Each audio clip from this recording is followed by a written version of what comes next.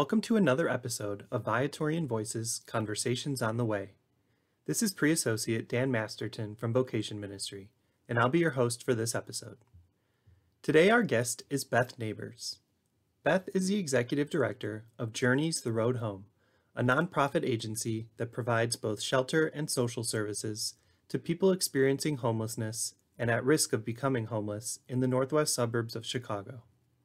Beth is an alumnus of Sacred Heart of Mary, the girls' high school that later merged with Saint Viator High School, and she has stayed closely connected with the Viatorian community and Saint Viator students. We're glad to share more about her and her organization's important work with people too often accounted of little importance in our society. I started by asking her to share a little bit about herself and her organization. Enjoy the conversation. My name is Beth Nabors. Maiden name was Cassidy, and I graduated from Sacred Heart of Mary in 1985. It was 2 years prior to the merge, Viators. It was a great foundation. Being a student at Sacred Heart of Mary High School allowed me to connect with other women through our faith, built a real strong foundation and connection to our community, and how to walk the method and the methods of Catholicism. And so it was embedded in me even after I went to Eastern Illinois University. I knew that coming back home and impacting my community was maybe not in my frontal lobe, but it was definitely thread within who I was and what I wanted to do. So I did return back to the area in 1999, and that's when I connected to the agency I work at now, which is Journeys the Road Home. How did you first hear about them? How did you first get involved with them? What have been your roles over the years, and how have you gotten to the point you're at now? Well, my grandmother, Mary Cassidy, who is no longer with us, rest her soul, but she was a volunteer at an organization called Northwest Suburban Paths, and she'd make casseroles and bring them to the homeless population at the shelter. And she was very active in the St. James Catholic community, and that is where I also went to junior high prior to going to Sacred Heart. And my nanny said to me after graduation, there's this little organization I volunteer for, and they're looking for somebody to merge their nonprofit with another called Hope Now Incorporated, and I think you'd be great. And I had already secured a job at the AIDS Foundation in Chicago, so I said, Nani, that's great, but I'm actually going to do this when I return to the area. And she said, well, I want you to go interview. And of course, as the matriarch of our family, I went to interview, and I was offered the job on the spot. So then I was in a quandary. You know, I had to follow my nanny's advice, and I could not be dishonest to my nanny. And so I had to let the job go at the AIDS Foundation, which of course flabbergasted most because I took this job making less money, and decided I was going to commit to 1 year because I grew up in Arlington Heights and never saw a homeless person. I grew up in an area where I could walk to my school. Everybody was being raised in a middle-class situation, or though I thought, or an upper-class situation, and I just didn't see it. So I thought, this is going to be boring, but I'm going to do what my nanny wants me to do, and I'll give it a year. And I've been there for 23 years. Okay, so now you're serving as the executive director. And would you tell us a little bit about who you serve and the services you provide to walk with them? Sure. We serve over 1,000 people annually. Some of our population are street homeless individuals or people who have recently become homeless by couch surfing at friends' houses or other family members' houses. We also serve people who are fragilely housed and are struggling, and that's our prevention client base. And those individuals we want to keep in their homes, because by keeping them in their homes and their stable living situation, it avoids all other consequences that might be down the road for them. So we work very hard with the population. We serve the northwest suburbs of Cook County. Our population has changed over the years, specifically during COVID, where we started to pendulum from single adult males to intact families, single families with children. And it's really when, through all these transitions with the agency, when I've really relied on my foundation through my education at St. James and then through Sacred Heart of Mary, because it's where you're able to fall back on, we feed, we clothe, we shelter the most fragile among us. And additionally, we do so in a compassionate, non-judgmental way, which is not typical for nonprofits that do mental health service intervention, substance abuse services. It's typically a little bit more clinical intervention and cookie cutter approach. But at Journeys, we really are the agency that says there's a holistic approach in dealing with humanity. And there's many different dimensions of somebody's life. And one of those dimensions is faith. And a lot of people have had some broken relationships over the years with their faith.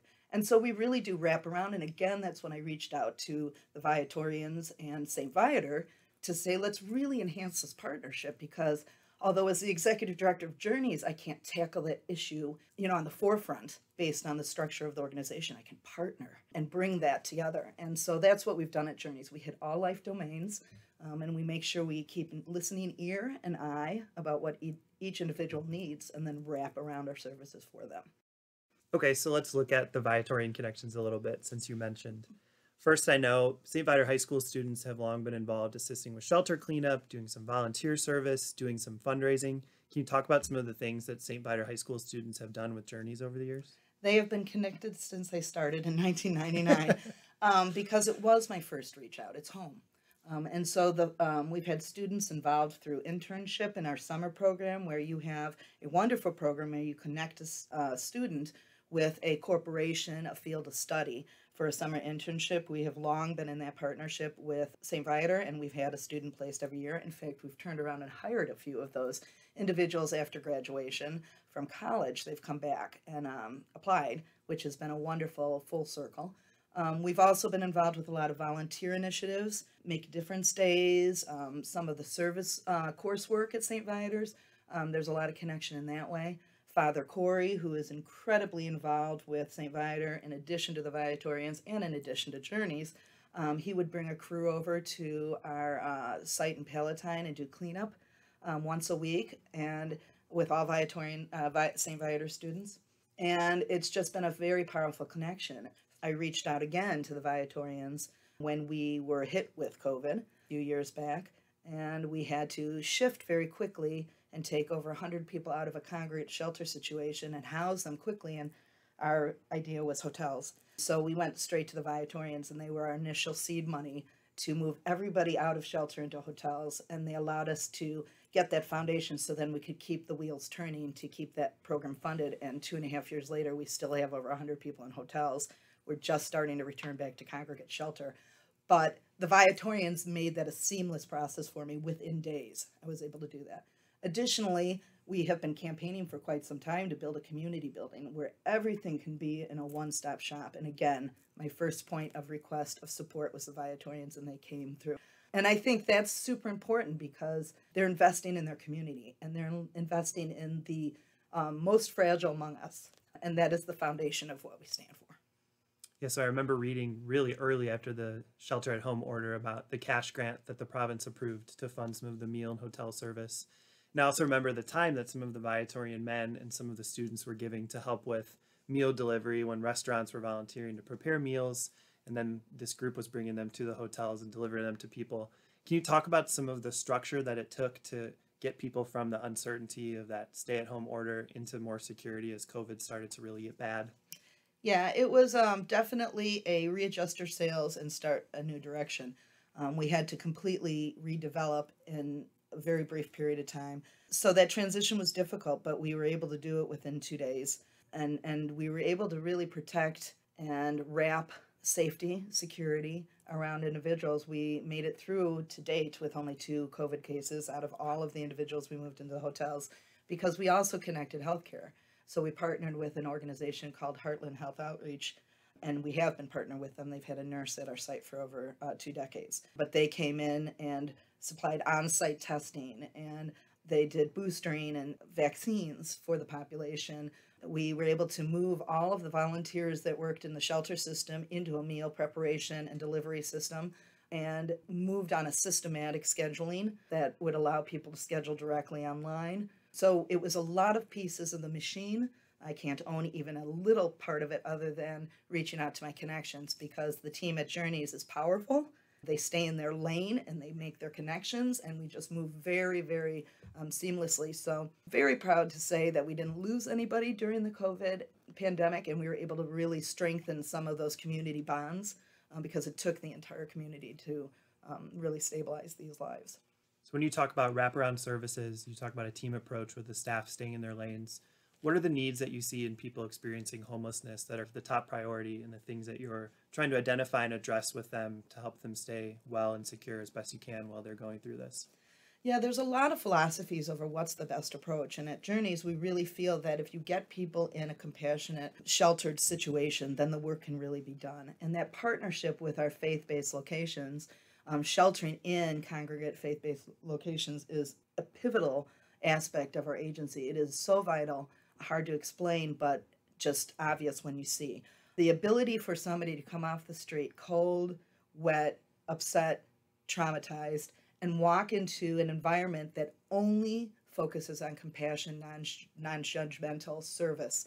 That is a healing process that can't be really found anywhere else.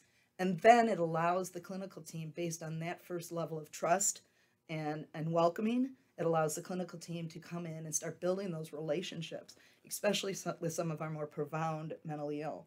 And that was the impotence to build this building, quite frankly, was our volunteers said, we know we can't serve everybody. There's people who come to Journeys that are so traumatized or so struggling that their behaviors are problematic. They can't be served in this environment. So please rally your strengths through funding and create a building where you'll shelter those we can't shelter. So that's what we built for. We built for that overflow population to make sure that anybody in our service area that comes up homeless, regardless of what they're presenting, they'll be served at one level of care. And we'll be able to take that respite moment to really start intervening and changing their lives towards stability. So just kind of zooming out then from the specific work you guys do, what do you think society's responsibility is to neighbors who might be unemployed or unhoused or facing hardship? What do you think should motivate and mobilize people to be more mindful of charitable giving, volunteer time, seeking greater justice for people? Well, I believe that is our purpose on the planet. I think that conceptually, we're here on a practice run.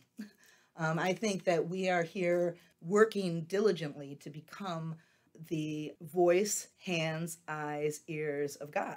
That we're supposed to be working in His image, and we're supposed to be helping those that are less fortunate and who are struggling. So our responsibility is to do just that.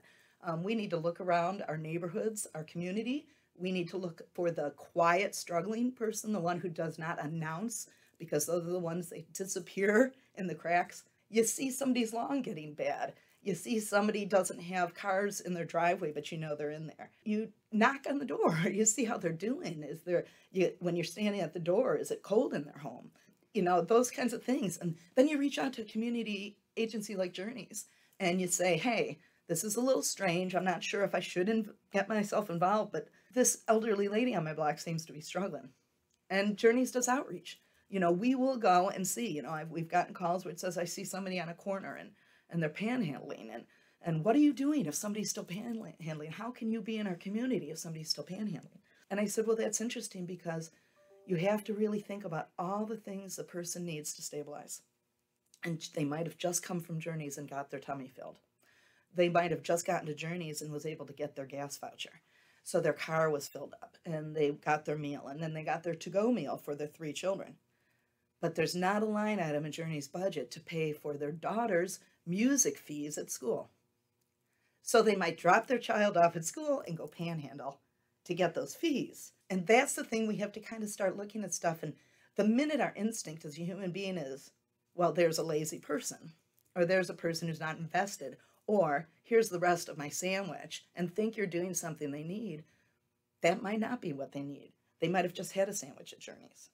They wouldn't be putting themselves out in the rain with a sign saying, I need money, if that wasn't what their need was. Sure, there's a percentage of our population that manipulates. But a percentage of our population manipulates at every level of life. It manipulates at the bottom rung of the ladder, and it manipulates at the top rung of the ladder. But our lives as Christians, as Catholics, are not to try to define if they're manipulated or not. If we're truly walking in the image, we make a decision of compassion, and we hope for the best, and we do our best. And the outcome is not up to us. We're not the one in control. Yeah, I think we sometimes struggle to think of it as gift, and we want to place conditions or expectations on what we're offering to someone, when the best thing is probably to give freely and generously, and then hope that someone is responding with doing something they need with it. Maybe one last question. Is there anything you've learned or realized as you walk with people who society pushes to the margins that you would hope a young person might think about in a new way, or try to learn through doing direct service or accompaniment of people that we've pushed to the margins? What might you want a young person to reconsider or try to learn in a new and more profound way? The thing that has really been an eye-opener for me is that the same issues that we deal with when people are struggling with poverty or homelessness are the same issues that are happening on our block. If we were to sit in quiet thought and reflection, just because you have four walls and a roof over your head does not mean that somehow you're less scary or somehow you're more advanced or somehow you have the answers. And the people who don't have four walls and the roof over their heads somehow have none of that. They are scary. They are to not be trusted. That is such a wrong, inaccurate perception. The bottom line is homelessness is a microcosm of society. Everything that you deal with in homelessness, people deal with in housed environments. So when we sit and we see somebody who's struggling with bags, riding a bike, don't sit in judgment. Just realize that they're exposed. Their vulnerabilities, their pain, their struggle is exposed to the world. And that doesn't make them less worthy. I hope you enjoyed this episode. Thank you to Beth Nabors for her time. We pray for all the staff and volunteers at Journeys and all the people they serve, that this compassionate accompaniment may be the hands and feet of Christ for others. To learn more about Journeys, visit journeystheroadhome.org. There you can see updates on their new construction, explore volunteer opportunities, and donate to financially support their work. To learn more about the Viatorians or invite vocational accompaniment, email us at vocations@viatorians.com or DM us on social media at ViatorianUSA. On behalf of Brother John and the Viatorian community, I'm Pre-Associate Dan Masterton. Venerable Louis Curbs inspire us. Saint Viator, pray for us. Adored and loved be Jesus.